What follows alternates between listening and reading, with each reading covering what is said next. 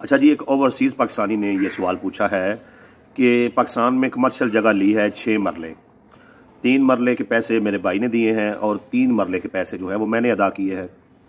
तो अब उसकी रजिस्ट्री करवानी है, तो तरीक़ाकार बता दें कि कल कलां को मेरा भाई के साथ कोई झगड़ा ना हो, मेरे बच्चों का भाई के बच्चों के साथ कोई झगड़ा ना हो।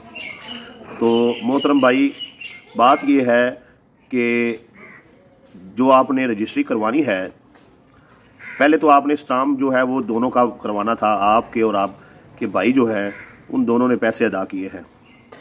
अगर पहले स्टाम्प नहीं करवाया तो एक स्टाम्प जो है अभी भी करवा लें, हाँ अपने भाई की तरफ से करवा लें। एक चीज़। दूसरी चीज़, रजिस्ट्री में जब रजिस्ट्री लिखी जानी है तो उसमें हिस्सा बराबर 6 मरले बशीर अहमद वल्द नज़ीर अहमद, अकरम अली वल्द नज़ीर अहमद, ये फ़र्जी नाम मैं दे रहा हूँ, ये 2 भाई हैं।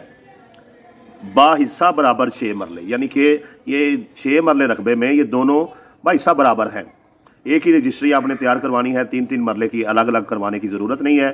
तो हिस्सा बराबर जब उसमें लिखा जाएगा तो इसका मतलब ये होगा टोटल जगह 6 मरले है और इसमें 3 मरले के हिस्सादार जो हैं वो आपके फलां भाई है और 3 का जो है वो फलां भाई है। अब दूसरी चीज़, इसमें हदूद अरबा है।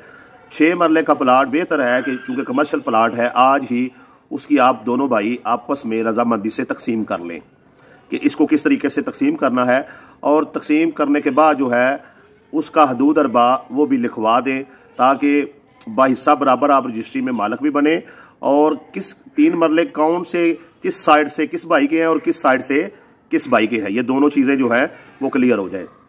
तो रजिस्ट्री आपके नाम पर कैसे होगी?